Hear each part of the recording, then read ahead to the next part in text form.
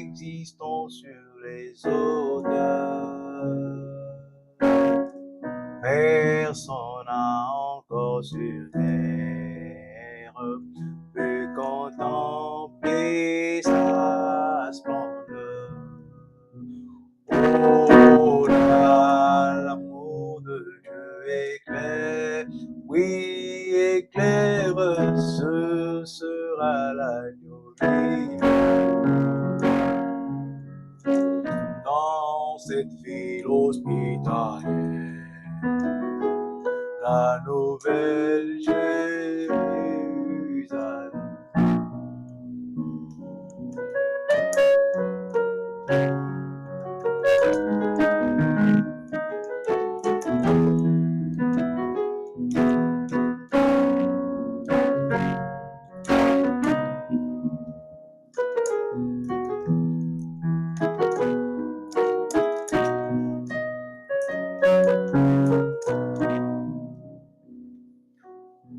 Oui, le Père les deux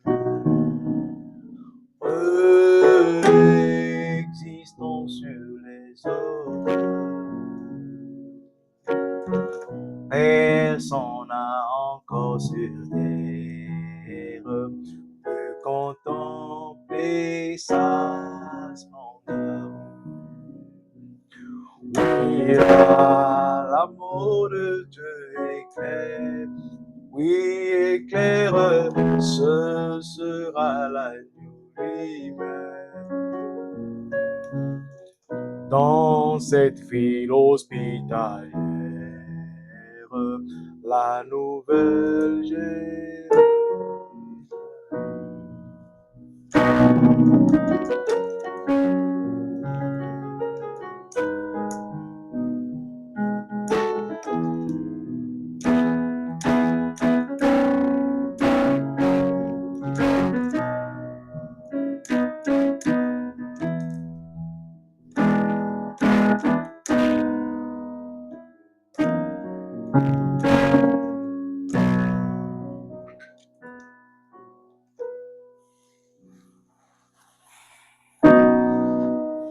Honneur et gloire à la ville. Nous sommes très heureux d'être avec vous aujourd'hui, ce matin. Comme nous venons de le chanter, ville de perles et de lumière, celle qui existe dans les hauteurs. Cette ville est souvent très mal interprétée déjà par le système religieux. Cette ville n'est pas une ville au sens littéral du mot ville. Et il est dit dans ce doux chant que personne n'a sur terre contemplé sa splendeur. Pourquoi personne n'a sur terre contemplé sa splendeur? C'est parce que il a été interdit aux humains. Il a été interdit à la semence du serpent de comprendre le mystère du livre. Voilà pourquoi la splendeur du livre de vie, la splendeur de l'arbre de vie, la quintessence de l'arbre de vie ne peut être comprise que par les élus. Voilà pourquoi cette ville aux mille lumières, la nouvelle Jérusalem, avec les rues pavées d'or, ne peut être comprise par les humains, les êtres mortels, les êtres temporaires, la semence du serpent, seulement aux âmes éternelles, ce qui était là dans l'éternité, ceux qui font partie d'Élohim. Seulement eux, ceux-là ont droit à l'arbre de vie. Voilà pourquoi ce matin, dans cette mélodie particulière, nous avons voulu parler d'un petit thème, le mystère des trois soleils. le mystère des trois soleils.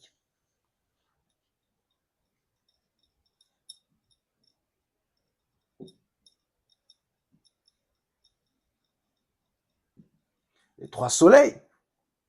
Et nous avons où tirons-nous ce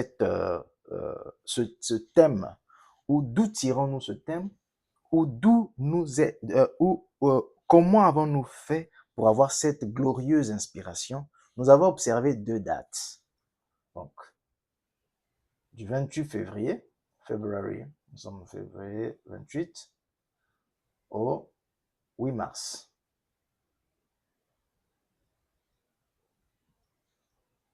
Au 8 mars. Dans cet intervalle de temps, il s'est passé quelque chose de l'année 1963.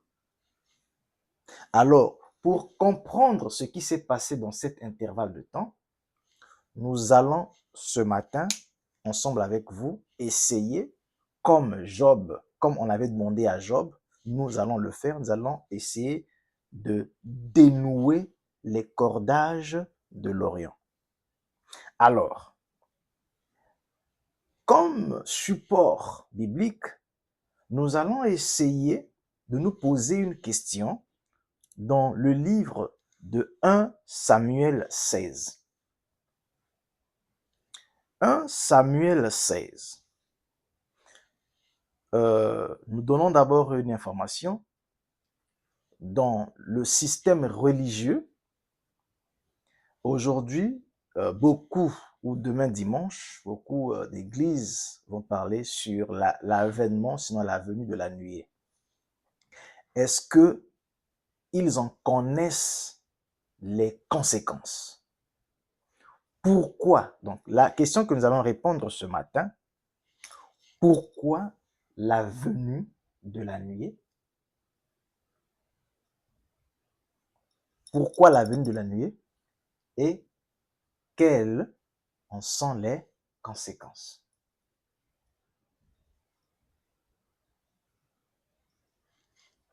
C'est à ces deux questions que nous allons essayer de répondre ce matin. Alors, sans plus tarder, nous allons essayer de prendre une écriture qui va nous servir de socle afin d'étudier le mystère des trois soleils tout en détachant les cordages de l'Orient. Un Samuel, je dirais, comme je disais tantôt, un Samuel, chapitre 16, du verset 1 au verset 2, nous dit ceci. L'Éternel dit à Samuel, quand cesseras-tu de pleurer sur Saul? Je l'ai rejeté afin qu'il ne règne plus sur Israël. Remplis ta corde d'huile et va. Je t'enverrai chez Isaïe,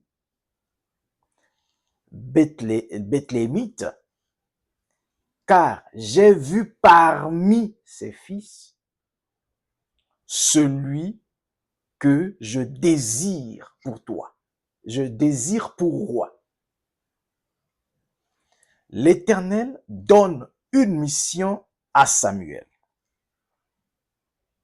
d'aller chez Isaïe afin de oindre le nouveau roi d'Israël. La mission de Samuel. Nous sommes dans le mystère des trois soleils. Nous sommes en train de décoder les cordages de l'Orient. Ça veut dire, nous sommes en train de donner la joie. Parce que c'est le frère William Marion Branham qui a brisé, je dirais, le Seigneur dans cette personne, a brisé les sceaux, si vous voulez entendre ça comme ça. Nous sommes simplement en train de donner la joie à ceux qui ont compris le message. à ceux qui ne sont plus dans les systèmes des églises. Alors, il donne une mission à Samuel. Il dit, Samuel, va oindre. Oh, sorry. Va oindre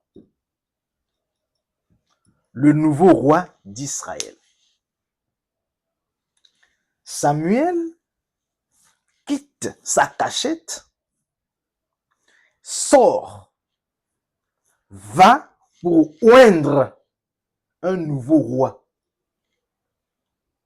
La mission précise de Samuel, c'est de oindre le nouveau roi d'Israël. Continuons au verset 2. Samuel dit, comment irai-je? Saul l'apprendra et me tuera. Et l'Éternel dit, tu emmèneras avec toi une génisse et tu diras, je viens pour offrir un sacrifice à l'Éternel. La mission de Samuel est de oindre un roi pour Israël.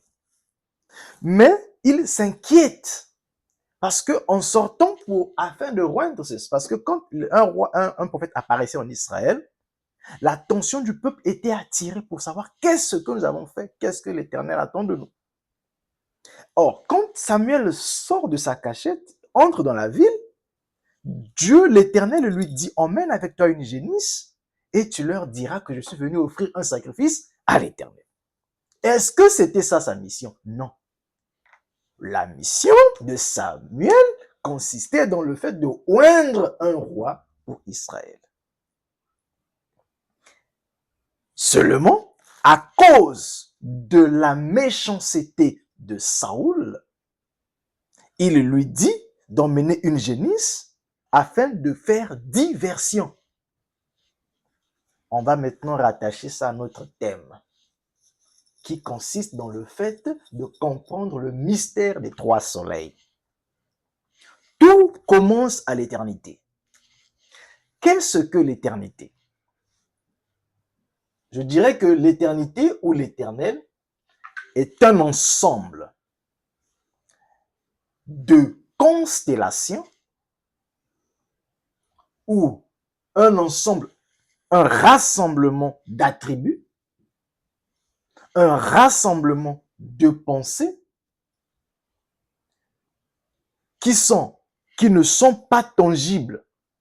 Ce rassemblement de pensées, ce rassemblement de force, ce rassemblement d'énergie, ce rassemblement de tout ce que nous venons de citer, attributs, pensées, force, énergie, était appelé autrefois l'éternité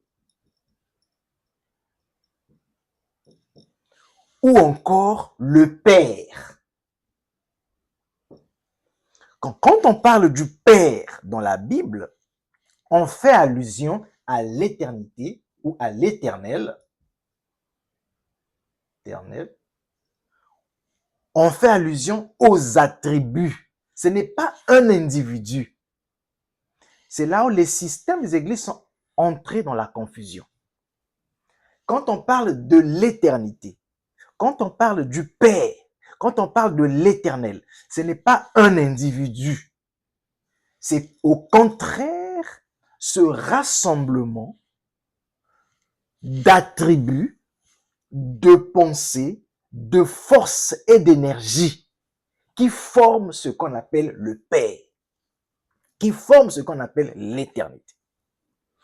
Alors, cet ensemble-là, ce Père, va se décider de pouvoir se rendre tangible. Alors, par le biais de la création, il doit créer un corps.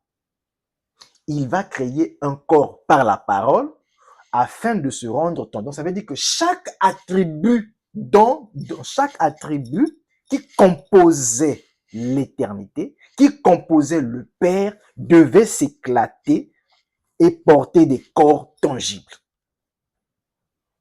Seulement, dans ce processus, il y aura un attribut.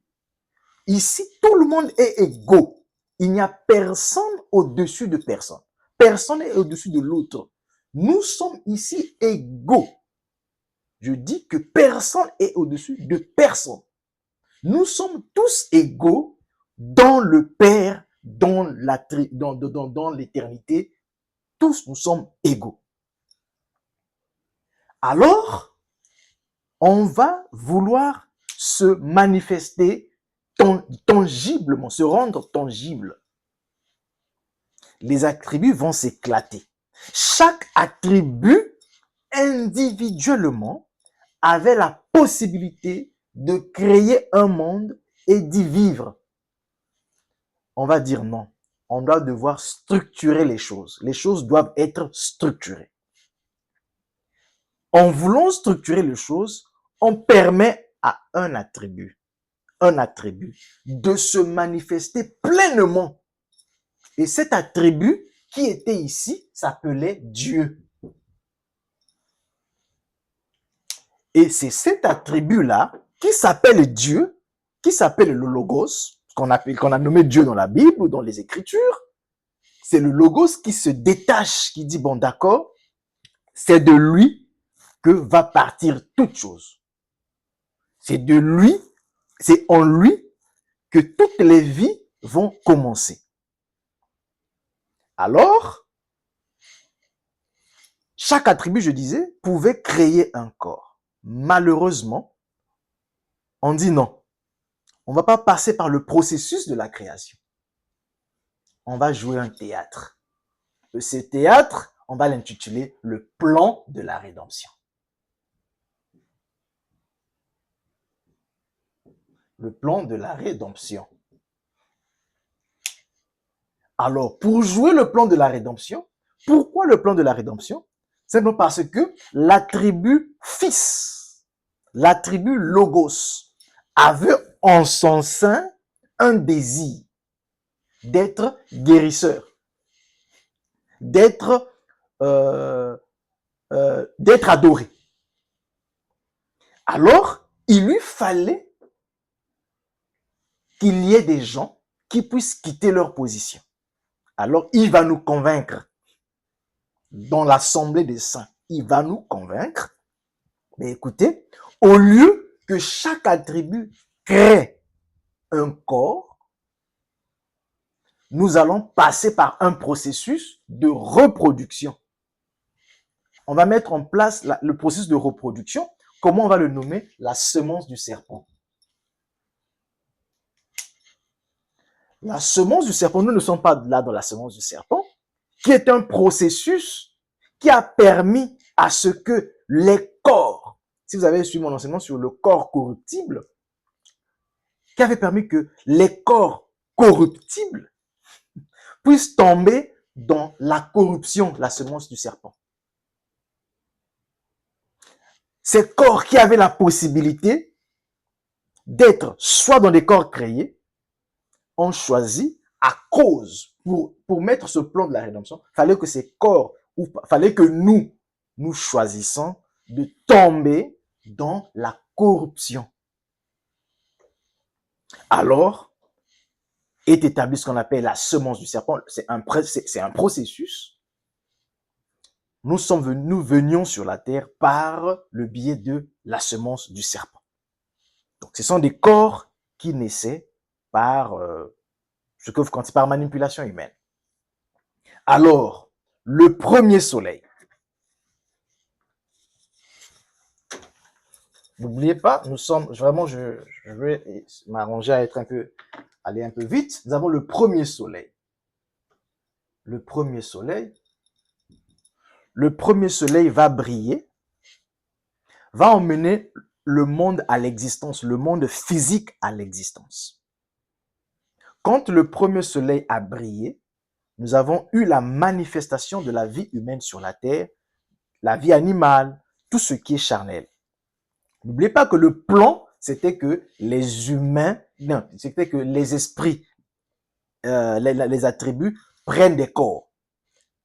Mais pour manifester le plan de la rédemption, il nous faut passer par la semence du serpent. Alors, pour ce faire, nous avons un soleil physique, le premier soleil, qui va emmener la création. La création de tout ce qui est physique.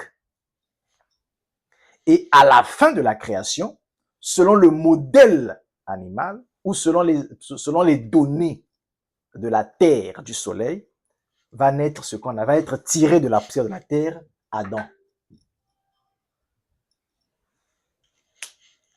Je n'ai pas le temps de lire les brochures et autres. Je vais aller très vite. Va venir Adam. Et alors, Adam, avant de goûter à l'arbre de la vie, parce que il lui avait été dit de toucher à tous les arbres, sauf à l'arbre de la connaissance du bien et du mal. Parce que dans le jardin d'Éden, on nous dit qu'il y avait l'arbre de la vie, l'arbre de la connaissance du bien et du mal, et l'arbre de la mort. Trop de choses qui se mélangent. Nous ne sommes pas dans la sémence du serpent, on ne rentre pas dans ça. Mais il était demandé à Adam de tout, sauf à l'arbre du milieu, l'arbre de la mort. Mais Adam, avant la reproduction, avant qu'il ne crée des corps pour que ses frères viennent sur terre, il touche à l'arbre de la mort. Il n'a jamais touché à l'arbre de la vie. Le juge suprême descend. Or, selon le principe de la présomption d'innocence, quand un forfait est commis, celui qui le commet est d'abord innocent, sinon, après avoir été entendu, après qu'on ait établi la responsabilité, après avoir pesé les charges, et de là sort une sanction. Il descend, nous constatons que l'homme a été écouté, le principe a été respecté, les charges ont été situées, les sentences sont tombées. Mais aucune question n'avait été posée au serpent. Comme nous ne sommes pas dans la semence du serpent, on ne touche pas au serpent. Et le monde physique, sous le premier soleil, s'est assombri. Alors, le plan, c'était quoi? C'était que pendant que le monde est tombé, le monde chute, il est demandé au mal, donc à Lucifer, de régner pendant 6 jours. 6 jours ou 6000 ans. D'accord. Et dans cet espace de 6 jours, de 6000 ans, nous avons eu, sous le premier soleil, un premier exode. Exode avec un leader, Moïse, qui prit les enfants d'Israël d'un pays physique vers un autre pays physique. Seulement dans le désert, il mangeait de la manne. La manne qui était de la nourriture fabriquée par les anges. Beaucoup d'enseignements à la fois. Je passe. Et ce premier soleil, sous Moïse, a duré 4000 ans. 4 jours. Je dirais 4 jours ou 4000 ans. À la fin de ces 4 jours, on va avoir un deuxième soleil. Le deuxième soleil va aussi emmener un exode. Un exode. Et ici, nous avons Jésus qui prend un peuple dans un système. Vous connaissez le système judaïque, au baptême du Saint-Esprit. Ici, nous avons maintenant ce qu'on appelle les 7 âges de l'Église qui commencent. Le pèlerinage, les 7 âges de l'Église. Seulement, la particularité que je veux revenir ici, c'est quoi? Nous sommes en train de parler sur les 3 soleils. Qu'est-ce que, selon la date d'aujourd'hui, vous allez voir que ici, tout ceci avait un but. Le but, c'était le mariage. Le mariage. Alors, dans le premier Exode, il était demandé à ce que la femme soit gardée vierge. Vierge. Et la virginité, ici, vous avez vu que tout était physique. Donc, ici, on parlait d'une virginité physique. Pourquoi? Parce que on était sous l'onction physique, l'onction charnelle, de la chair. Et après, on est arrivé au deuxième soleil. Le deuxième soleil aussi, il fallait que la femme soit toujours vierge. Or, la virginité ici consistait dans le fait de ne pas, de ne pas souiller, je dirais, sa pensée à autre interprétation de la parole pendant les âges. On n'entend pas trop dans ça, on va avancer. Je vais vraiment chuter parce que je vois que l'heure est vraiment en train d'avancer. Je donne beaucoup de choses à la fois. Beaucoup de choses à la fois. Et à la fin, nous avons ici, nous avons le deuxième soleil. Et l'apôtre Paul nous dit dans le deuxième soleil, quand lui aussi fait partie du deuxième exode ou du deuxième sacerdoce, il dira que non, vos pères ont mangé la manne dans le désert et ils sont tous morts. La manne qui était la nourriture des anges. Dans le deuxième exode également, même aujourd'hui, pendant que nous parlons, nombreux mangent la manne du désert. Or, la manne du désert, c'est la nourriture des anges. Les anges sont les pasteurs. On ne monte pas là-bas. Et après, c'est la mort qui s'ensuit. Hein, parce que quand vous mangez la manne, vous mourrez. Vous mourrez toujours. Et nous allons tomber à une particularité. Là, je vais maintenant me servir de mes notes. Sur le troisième soleil, c'est ce qui est le plus important. Le troisième soleil va rentrer en œuvre pour faire quelque chose. Remarquez que le premier soleil a fait la création, a créé un système, un paradigme, tout ce qui était naturel. Le deuxième soleil vient mettre sur pied ce qu'on appelle aussi un système des âges de l'Église, un système des églises, l'adoration physique que nous avons aujourd'hui. Alors, le troisième soleil vient aussi pour la même chose. La particularité du troisième soleil, c'est de créer. Seulement, la création du troisième soleil ne va connaître aucune manipulation charnelle. Avec le premier soleil, nous avons eu l'intervention de la sémence du serpent. Le deuxième soleil, nous avons eu la création dans le sein de Marie. Mais il y a eu manipulation parce que le sein de Marie n'était parce que je ne rentre pas dans ce sens, mais regardez, Jésus à Gethsemane a bu le péché, a bu la coupe qui était, et c'est là où l'esprit, c'est là où l'âme l'avait, c'est là où le Père l'avait quitté. Voilà pourquoi il pouvait s'écrire à la croix, mon Père, pourquoi m'as-tu abandonné? Mais sous le troisième soleil, la création qui se passe dans le troisième soleil, il n'y a aucune intervention humaine ou charnelle. Jésus est né. À la naissance de Jésus, nous avons eu trois dents principaux, l'or, l'encens et la myrrhe, comme pour dire la divinité au service de la mort. Mais au troisième soleil, à la création de ce qui se passe sur le troisième soleil, il n'y a plus la mort. Voilà pourquoi quand nous allons lire 1 Corinthiens 15, 24 à 28, vous allez savoir que non, qu'est-ce qui s'est réellement passé.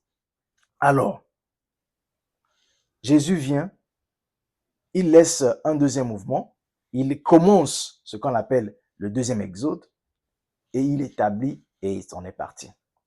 Alors, il va se passer maintenant le troisième soleil. Il va arriver un troisième soleil. Le troisième soleil arrive quand?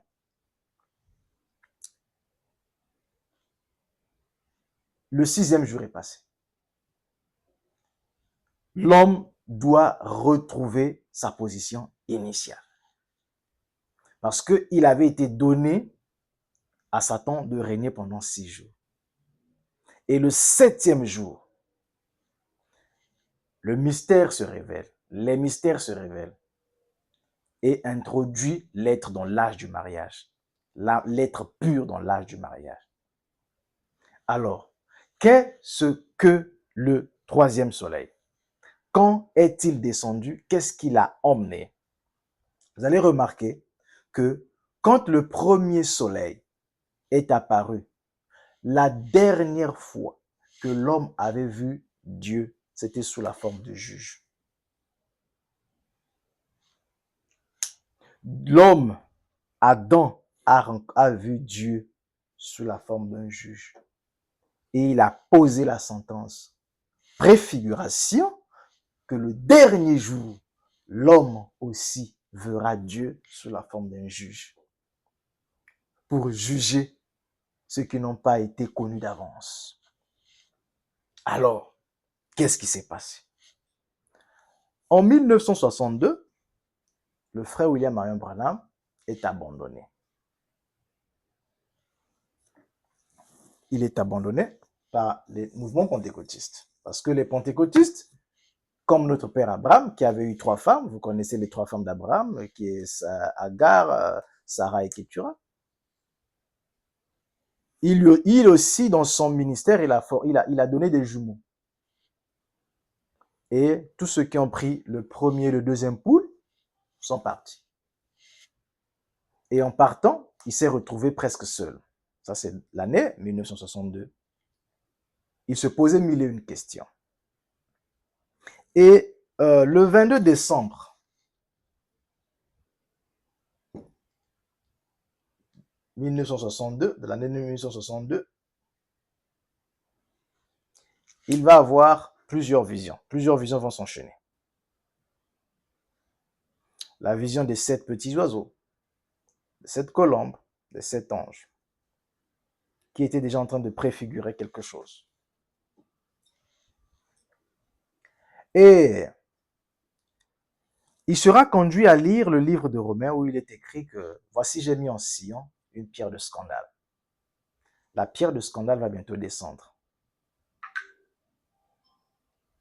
Le 23 décembre, il a eu la vision, toujours là c'est le 22, ici c'était le 22, le 23 décembre de la même année,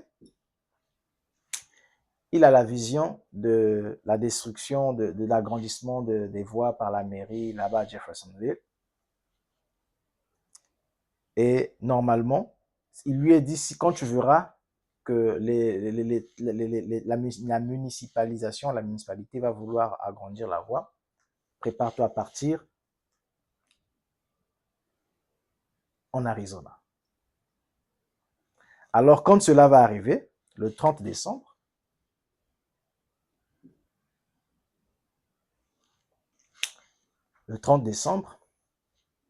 il va quitter Jeffersonville, donc dans l'Indiana, il va quitter l'Indiana à Jeffersonville. Il va se rendre en Arizona. Et il arrive à Tucson. Il s'installe à Tucson. Si j'ai bonne mémoire, ça doit être le 4 janvier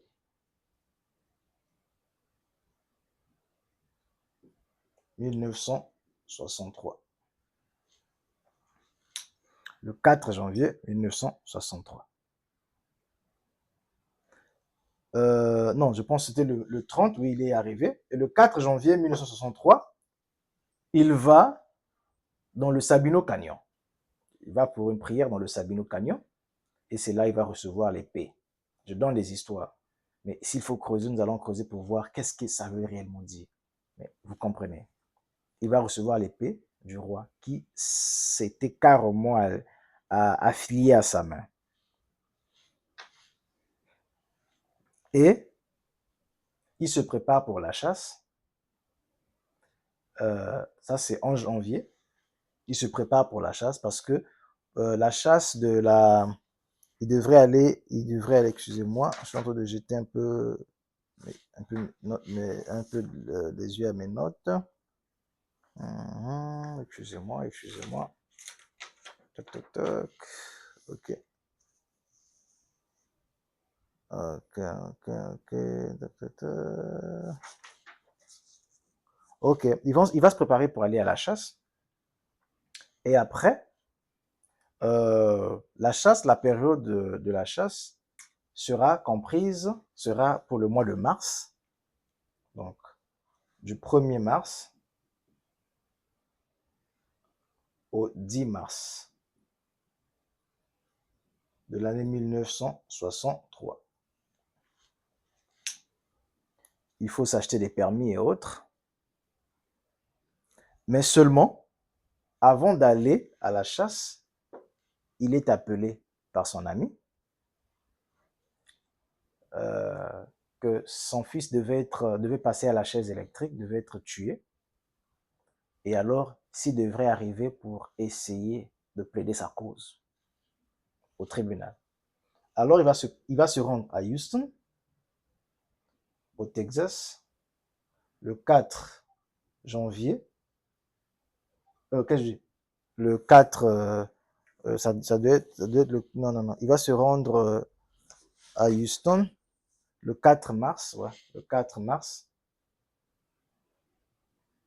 1963.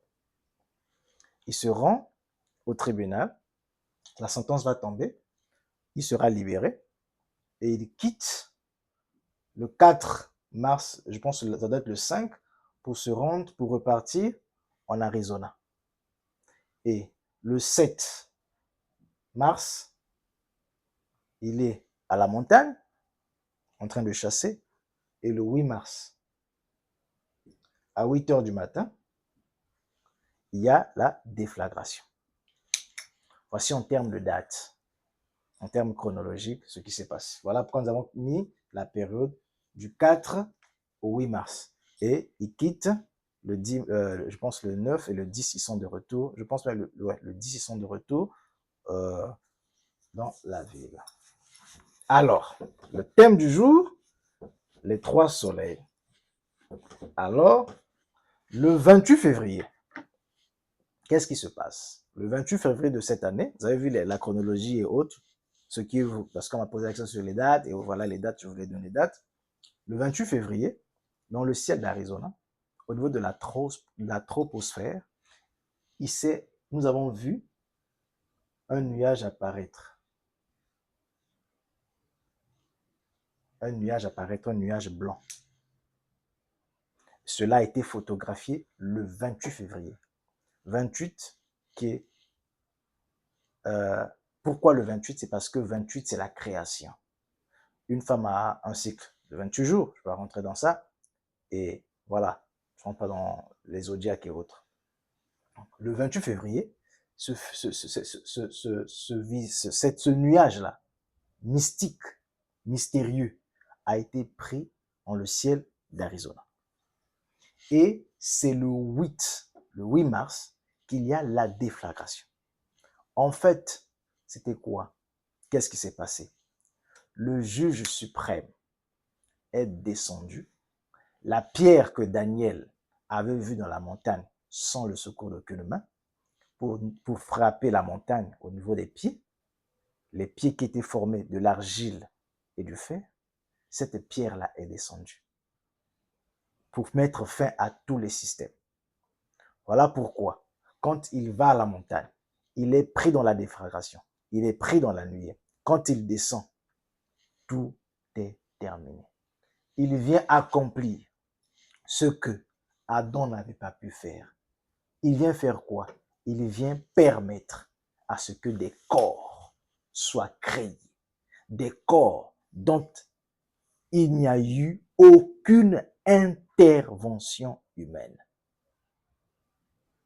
Alors, à partir de là, monsieur ou le frère William Marion Branham change de ministère. Il n'est plus le frère que nous avons connu hier. Il est entré dans une super phase. C'est quelle phase? C'est la phase où il a vaincu le dernier ennemi appelé la mort. D'aucuns diront que l'ennemi appelé la mort a été vaincu à la croix. Je dirais non, parce que vous allez le retrouver dans Apocalypse chapitre 6.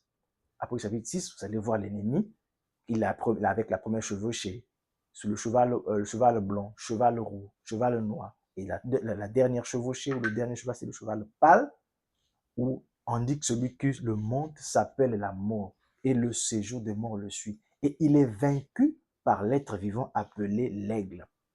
Et c'est à ce moment-là que l'onction de l'aigle vient vaincre ce dernier ennemi appelé la mort. Et en cela va s'accomplir 1 Corinthiens 15 que nous allons lire et nous allons voir les conséquences de la venue du soleil et nous allons terminer. Alors, qu'est-ce qui se passe dans 1 Corinthiens 15? Je pense que c'est bien ça. 1 Corinthiens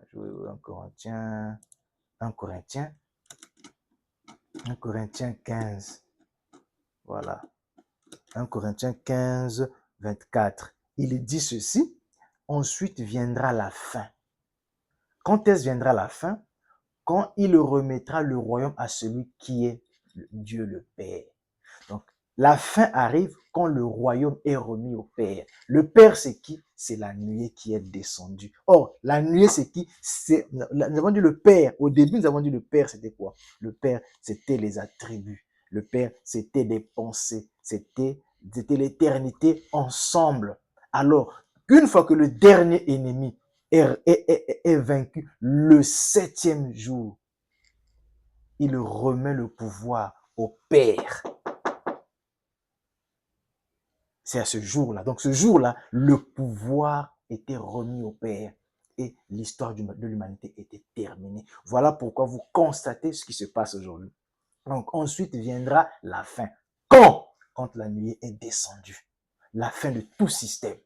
Il a remis quoi? Quand il remettra le royaume à celui qui est Père éternel, après avoir détruit toute domination, après avoir vaincu les 6 âges, après avoir vaincu tout selon ce que lui avait été offert, toute autorité et toute puissance. Car il faut qu'il règne jusqu'à ce qu'il ait mis sous ses pieds, tous ses ennemis sous ses pieds. Le dernier ennemi qui sera détruit, c'est la mort. La mort est détruite quand?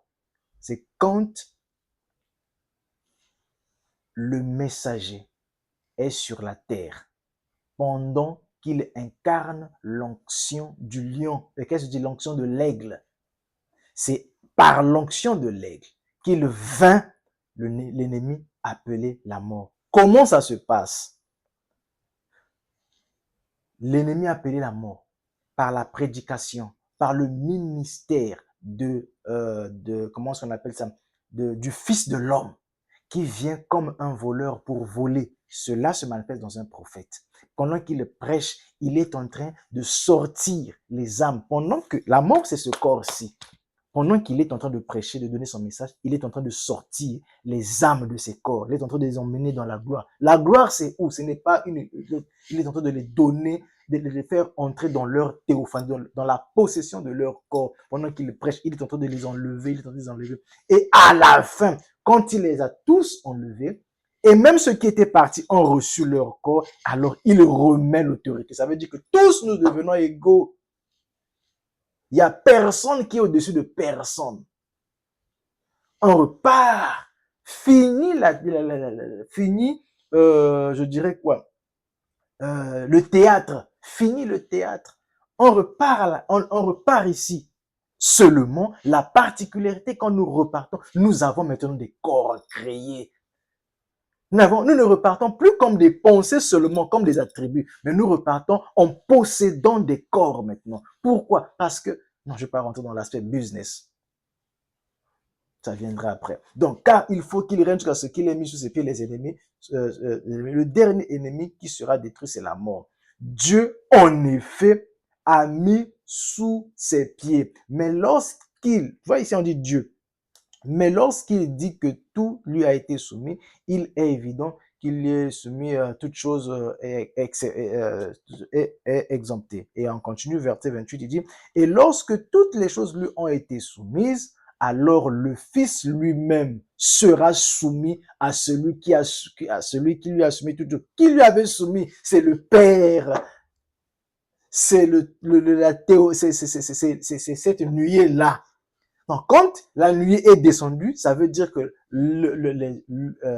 les œuvres mortelles, l'heure de l'homme est terminée. tout ce qui était temporaire s'arrête à la descente de la nuée. Alors à ce moment-là, tout ce qui lui avait été soumis est remis au Père. Et on continue. Et lorsque toutes choses qui lui ont été soumises, alors le Fils lui-même sera soumis au Père et celui à qui il a été soumis toutes choses, afin que Dieu soit tout en tous. Les gens vont penser que non, que Dieu soit tout en tous. Il dit ceci, et je répète, et lorsque toutes les choses lui ont été soumises, alors le Fils lui-même sera, et lorsque toutes choses lui auront été soumises, et le Fils lui-même sera soumis à celui qui lui a soumis toutes choses, afin que Dieu soit tout en tous. Donc à ce moment-là, tous, nous revenons dans notre vraie nature. Nous avons toujours été des dieux. Nous avons toujours été éternels. Pas les âmes temporaires. Ceux qui sont venus pour, voilà, je parle de la semence royale d'Abraham. Toujours éternel. Je vais vérifier l'heure parce que je pas. Non, j'ai trop parlé. D'accord. Donc, le mystère des trois soleils. Pourquoi la date du 28 février au 8 mars? J'ai voulu juste montrer ici, pour terminer, j'ai juste voulu montrer que nous avons connu trois grands exodes. Et sous les trois grands exodes, nous avons eu le premier exode. Donc, le premier soleil qui a donné tout ce qui était naturel, vous avez vu, et même Adam a été tiré de la poussière de la terre selon l'exemple des animaux. Et après cela, nous sommes arrivés avec Jésus qui a commencé le deuxième exode, donc les 7 âges de l'Église. Toujours là, on mangeait toujours la manne parce que la manne, c'était la nourriture des anges. Donc les prédicateurs, les messagers devaient venir et l'eau devait être mêlée du feu. Voilà, donc le peuple devait toujours refléter une certaine lumière, donc des prophètes et autres. Mais à la fin des temps, le juge suprême est descendu. Donc le frère William Branham, pendant qu'il est sur la terre, son but était quoi? Son but n'était pas de venir faire des églises. La même manière que Jésus, son but n'était pas venu pour faire des églises. Mais après lui est rentré un système qu'on appelait pasteurs et autres. Le frère William Marion Branham aussi, quand il est venu sur la terre, il n'est pas venu pour créer des églises. Non, seulement la mission pour laquelle Dieu l'a envoyé sur la terre, la mission pour laquelle il était venu sur la terre, c'était pour vaincre la mort et de donner à l'humanité, donc aux âmes éternelles, la possession des corps. C'est tout. Donc, il est venu pour faire quoi? Il est venu vaincre la mort et de donner à chaque individu, à chaque entité, à chaque pensée, à chaque attribut des corps paroles, des corps tangibles. Est-ce qu'il accomplit sa mission? Oui. Maintenant, si vous ne le voyez pas, cela ne m'engage pas. Et il a accompli sa mission et il est parti. Ce sont ces corps qui n'ont pas connu de manipulation. Et voilà, nous y sommes. Donc, nous avons terminé. Nous avons parlé de beaucoup de choses. J'ai eu beaucoup de notes à gauche et à droite parce que tout était un peu dispersé. Nous avons donné beaucoup de choses à la fois. N'hésitez pas, vous êtes libre de nous contacter, discuter avec nous parce que c'est même ça le désir de notre cœur. Donc, le troisième soleil est venu pour la création et il a créé des corps paroles et dans lesquels nous demeurons en ce net moment pendant que ces corps temporaires continuent leur pèlerinage sur la terre attendant deux choses. Soit la date de péremption, ils retournent à la terre comme cela leur avait été dit dans Genèse, tu es poussière, tu retournes, tu es poussière, tu retourneras à la poussière, ou encore que ils attendent l'extinction générale, ça veut dire l'éclatement de la bombe atomique qui ne fera pratiquement que 5 minutes. Voilà. Quand la bombe atomique quand il y aura cet enchaînement atomique, la guerre ne va prendre que 5 minutes et tout sera détruit.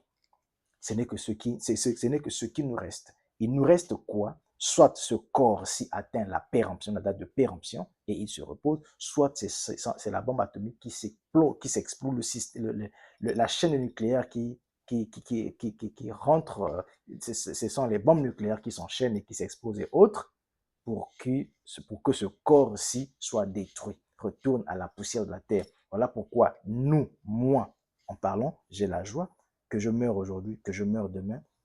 Je sais, quand je dis je meurs, c'est que ce corps-ci, celui qui vous parle en face de vous, se repose aujourd'hui, se repose demain. Cela ne m'inquiète pas parce que je sais que moi, celui qui vous parle, le son qui parle par cette voix, par ce corps-ci, par le biais de la mémoire, j'ai toujours existé, je suis dans mon corps éternel, je suis dans cette tangibilité-là où je vais rentrer, où je serai dans la pleine conscience une fois que je vais déposer cet habit-là dans un placard ou encore cela sera brûlé. Voilà pourquoi cette joie nous anime, qu'il fasse jour, qu'il fasse nuit. Nous sommes toujours dans la joie parce que nous contrôlons les événements. Que les événements viennent avec force ou avec faiblesse, ou encore nous déranger un peu, nous restons forts parce que nous savons une chose, que tout est terminé. Et nous avons les dates que les choses avaient réellement pris fin. Le frère Branham l'a dit, nous avons beaucoup de choses à vous dire, malheureusement. Vous aimez les systèmes des églises où on vous caresse dans le sens du poil, où on vous dort, où on vous endort, où on vous laisse dans des enclos, où c'est des promesses, des choses vraiment qui n'ont plus leur place en fait. Malheureusement, ce que nous disons, c'est pas pour que les gens nous écoutent, c'est pas pour que les gens nous suivent, mais c'est pour que chacun puisse essayer d'entendre et de comprendre dans quelle période nous vivons. Donc, la venue de la nuée est descendue dans cette période-là. Elle a été photographiée le 28 février et il y a eu déflagration, donc ça avait absorbé le frère William Branham le 8 mars de 1963. Pour le but, c'était quoi? Le but, c'était simplement que l'âge de l'homme était terminé, le théâtre était terminé, les systèmes des églises étaient terminés, alors le pouvoir avait été remis au Père, le pouvoir a été remis à la théophanie. Nous avons rencontré notre théophanie. Nous sommes entrés dans la théophanie. Nous avons été enlevés. Et là a eu le glorieux mariage dont la virginité a été consommée parce qu'il y a eu cette union et ça a produit des corps. Malheur à ceux qui ont perdu. Parce que quoi? Ils ont perdu leur virginité pendant des âges. Ils se sont manifestés. Ils se sont accrochés à quoi? Au baptême du Saint-Esprit. Malheur, ils sont accrochés aux dons. Malheur, ils se sont accrochés au miracle. Mais nous sommes restés dans l'attente. Nous sommes restés endormis, attendant que attendant que le nouveau soleil se lève. C'est le lever du soleil. Honneur et gloire à la vie.